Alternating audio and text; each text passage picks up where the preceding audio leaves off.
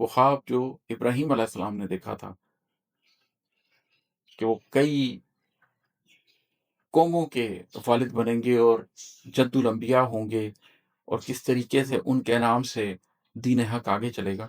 اسی طرح آپ نے بھی کوئی چھوٹا سا خواب دیکھا ہوتا ہے جو شاید پچھلی نسل سے چل رہا ہوتا ہے۔ ان کا خواب اسماعیل علیہ السلام تک گیا اور پھر اگلی نسلوں تک گیا۔ اسی طریقے سے آپ کے پاس بھی کچھ ایسے خواب ہوتے ہیں جو شاید آپ کے باپ دادا سے چلے آ رہے ہوتے ہیں، اور اب اگلے زمانوں کے لیے انہوں نے بنیاد رکھنی ہوتی ہے، لیکن جب وہ آپ کے اشک پھوٹتے ہیں تو آپ کو لگتا ہے کہ ہاں، میرے اندر کے بنباس سے، میری ذات کے اقداروں میں سے ایک چشمہ پھوٹ پڑا ہے، مجھے بھی اب ایک امید پیدا ہو گئی ہے۔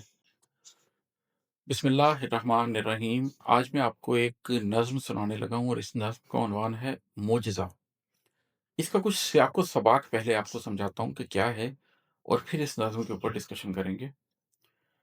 میری زندگی کے اندر دو روایات بہت زیادہ اہمیت کی حامل رہی ہیں۔ دو روایات ایسی ہیں جو میرے قلب کے، میری روح کے، میرے دل کے بہت قریب ہیں، میری ذات ان کے ساتھ ریزونیٹ کرتی ہے۔ ایک ہے دین ابراہیمی کی روایت۔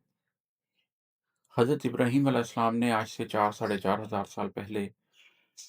جب ایک بنیاد رکھی آزر کے گھر سے نکل کر ایک نئے رستے کی، وہاں سے جو دین ابراہیمی کا آغاز ہوا اور پھر اس کی انتہا پروفٹ صلی اللہ علیہ وآلہ وسلم کے آنے پر ہوئی، اس کی ایک بڑی لمبی تاریخ ہے۔ قرآن کے اندر ہم زیادہ تر انبیاء جن کا ذکر سنتے ہیں، وہ سارے کے سارے دین ابراہیمی کے سلسلے سے ہی منسلک ہیں۔ اور یہ جو روایت ہے، اس روایت کے اندر سفر بھی ہیں، ہجرتیں بھی ہیں، غم بھی ہیں، بنواس بھی ہے، لوگوں کو سمجھانا بھی ہے، کامیابیاں بھی ہیں، اداسیاں بھی ہیں۔ یہ ایک بڑی لمبی تاریخ ہے، اور اس دین ابراہیمی کی جو پوری تاریخ ہے، اس کو میں پڑھتا ہوں تو بس ایک، ایون جب ہم درود پڑھتے ہیں، درود ابراہیمی پڑھتے ہیں، تو جس طریقے سے وہ ایک کیفیت میرے اوپر طاری ہوتی ہے، وہ مجھے بڑی عزیز ہے۔ اسماعیل علیہ السلام نے کس طریقے سے اپنی ایڑیاں رگڑیں اور وہاں سے پانی نکلا، کیسے ابراہیم علیہ السلام ان کو اور ان کی والدہ کو ایک ریگزار کے اندر چھوڑ گئے تھے، کیا خواب تھا جس کی تعبیر کے لیے یہ سب کچھ کیا گیا تھا، کیسے بی بی ہاجرہ نے زمزم کہا، زمزم کا معنی ہوتا ہے رک جا، تھم جا، تھم تھم، تو وہ پانی رک گیا۔ یہاں سے آغاز ہوتا ہے، یہ دین ابراہیمی کی روایت کا آغاز ہے کہ کس طریقے سے ایک خواب کی تلاش میں، ایک خواب کے پیچھے بنواس کاٹا جاتا ہے، اور اس تکلیف کے نتیجے میں کس طریقے سے پھر اللہ کی طرف سے نعمت ہوتی ہے، اور کس طرح حرم آباد ہوتا ہے۔ دوسری روایت جو مجھے بہت عزیز رہی ہے، وہ غم ہستی کی روایت ہے۔ یہ بھی ہزاروں سال پرانی روایت ہے۔ اہل دل، اہل علم، اہل خرد، اہل جنوں، غم ہستی ان کو چلاتا رہا ہے۔ ایگزسٹینشل کوسچنس جو ہوتے ہیں کہ میں کون ہوں، کہاں سے آیا ہوں، کہاں جا رہا ہوں، یہیں سے تو آغاز ہوتا ہے۔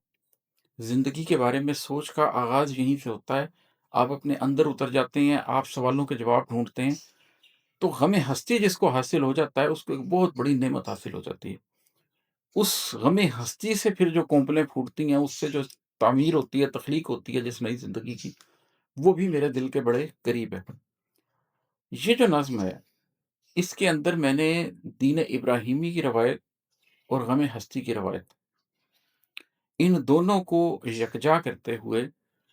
کچھ بات کہنے کی کوشش کی ہے۔ یہ نظم میں صرف نظم کے طور پر بھی ریکارڈ کروا سکوں،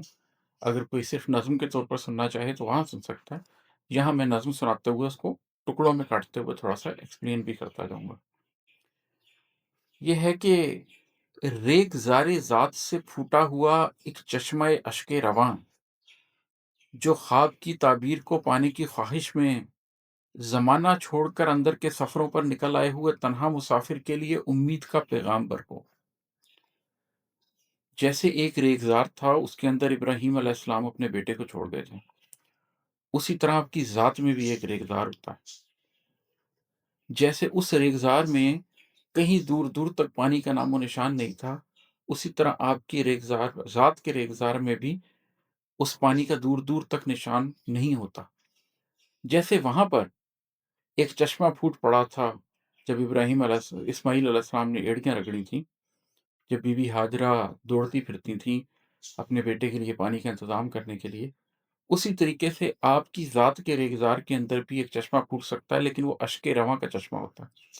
آپ کی بالکل سوکھی ہوئی ذات کے اندر ایک وقت آتا ہے کہ پھر آنسو پھوٹ پڑتے ہیں، چشمہ پھوٹ پڑتا ہے۔ یہ وہ مماثلت ہے جو اس دین ابراہیمی کی روایت میں اور غم ہستی کی روایت میں ہے۔ ریگزار ذات سے پھوٹا ہوا ایک چشمہ اشک رواں جو خواب کی تعبیر کو پانے کی خواہش میں زمانہ چھوڑ کر اندر کے سفروں پر نکل آئے ہوئے تنہا مسافر کے لیے امید کا پیغام بر ہو۔ جیسے اس حقیقی ریگزار میں وہ چشمہ جب پھوٹا تھا، زمزم کا چشمہ، تو اس تعبیر کو پانے کی خواہش میں جو زمانہ چھوڑ کر لمبے سفروں پر نکلے ہوئے مسافر تھے، ان کے لیے یہ ایک امید کا پیغامبر بن گیا تھا۔ بی بی ہاجرہ کے لیے یہ ایک امید کا پیغامبر بن گیا تھا کہ ہاں، اس چشمے کا پھوٹنا اس بات کا ثبوت ہے کہ یہ سفر رائے گاں نہیں ہے۔ یہ اس بات کا ثبوت ہے کہ اللہ نے ہمارے لیے کچھ رکھا ہے۔ اس ریگزار میں جہاں پانی کا قطرہ میسر نہیں تھا، وہاں پر یہ پانی آ گیا ہے۔ اسی طریقے سے جب آپ ذات کے ریگزار میں اترتے ہیں تو جب ایک دفعہ اشک پھوٹتے ہیں، جب ایک دفعہ کہیں آنسو اس ریگزار میں پھوٹتے ہیں،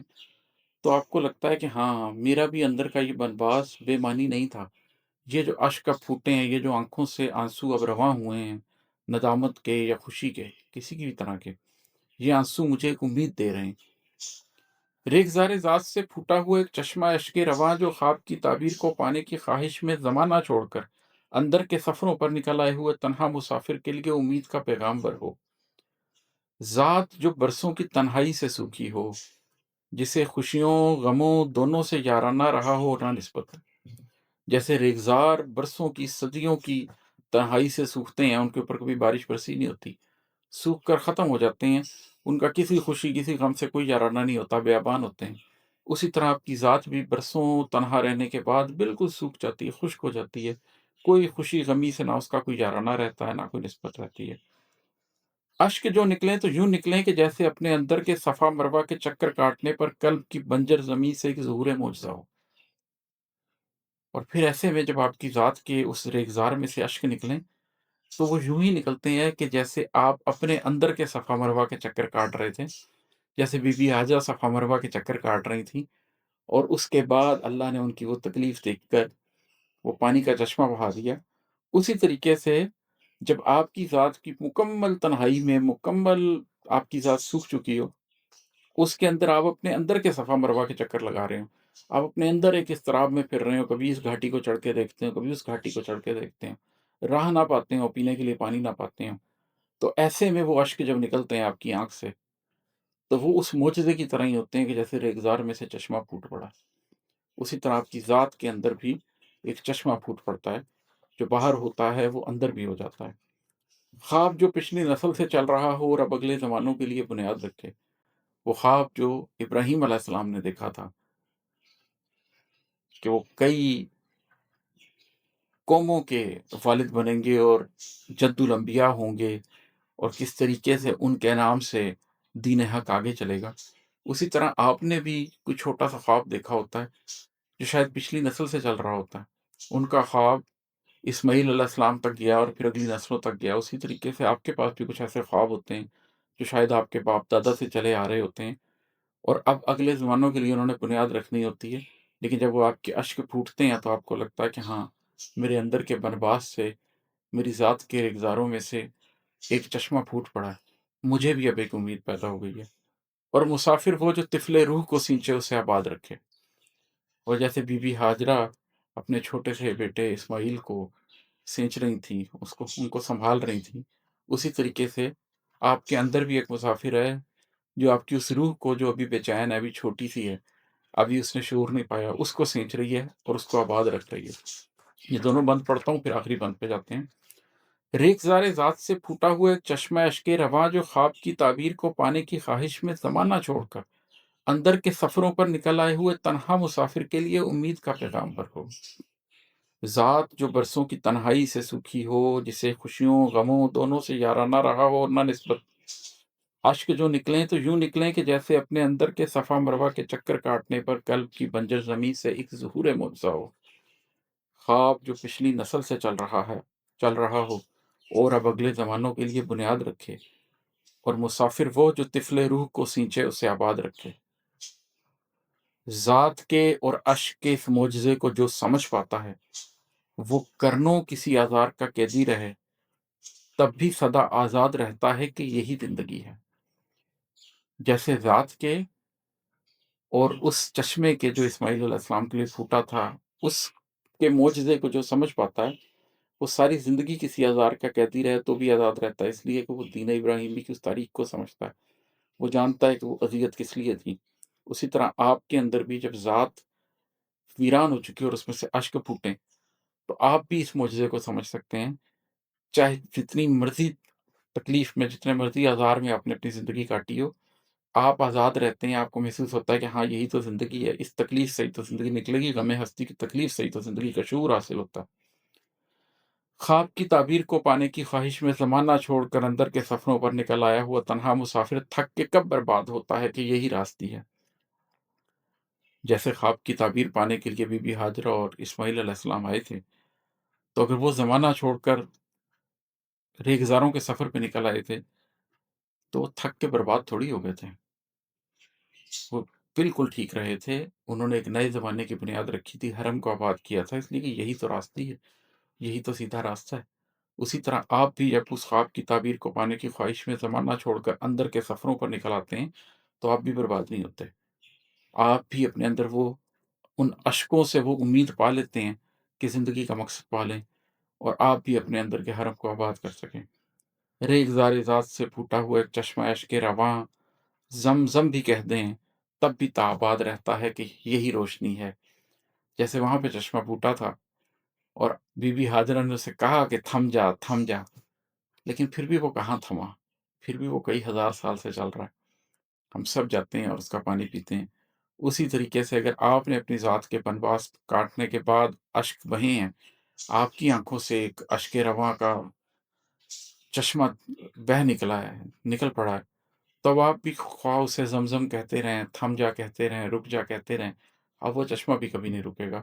آپ کے اندر سے بہنے والا چشمہ بھی ہمیشہ آپ کی ہستی کو آباد رکھے گا، اب آپ کی ہستی دوبارہ کبھی نہیں سوکھے گی، اس لیے کہ جس نے بنباس کاٹنے کے بعد اللہ کے سامنے ایسے رو لیا کہ اس کی آنکھوں سے آنسو رواں ہو گئے، اس نے تو سمجھے کہ اپنے اندر کے حرم کو پا لیا، اب وہ خدا پرست ہی رہے گا ساری زندگی، اب اس کے اندر کبھی بے چینی نہیں آئے گی، کبھی بربادی نہیں آئے گی۔ میں ایک دفعہ یہ نظم دوبارہ پڑھے دیتا ہوں سب کے لیے اور پھر آپ سے اجازت چاہتا ہوں۔ ریگزار ذات سے پھوٹا ہوا ایک چشمہ اشک رواں جو خواب کی تعبیر کو پانے کی خواہش میں زمانہ چھوڑ کر اندر کے سفروں پر نکل آئے ہوئے تنہا مسافر کے لیے امید کا پیغام بر ہو۔ ذات جو برسوں کی تنہائی سے سوکھی ہو، جسے خوشیوں غموں دونوں سے یارانہ رہا ہو اور نہ نسبت۔ اشک جو نکلیں تو یوں نکلیں کہ جیسے اپنے اندر کے صفا مروہ کے چکر کاٹنے پر قلب کی بنجر زمیں سے ایک ظہور معجزہ ہو۔ خواب جو پچھلی نسل سے چل رہا ہو اور اب اگلے زمانوں کے لیے بنیاد رکھے، اور مسافر وہ جو طفل روح کو سینچے اسے آباد رکھے۔ ذات کے اور اشک کے اس معجزے کو جو سمجھ پاتا ہے وہ کرنوں کسی آزار کا قیدی رہے تب بھی سدا آزاد رہتا ہے کہ یہی زندگی ہے۔ خواب کی تعبیر کو پانے کی خواہش میں زمانہ چھوڑ کر اندر کے سفروں پر نکل آیا ہوا تنہا مسافر تھک کے کب برباد ہوتا ہے کہ یہی راستی ہے۔ ریگزار ذات سے پھوٹا ہوا ایک چشمہ اشک رواں زمزم بھی کہہ دیں تب بھی تا آباد رہتا ہے کہ یہی روشنی ہے۔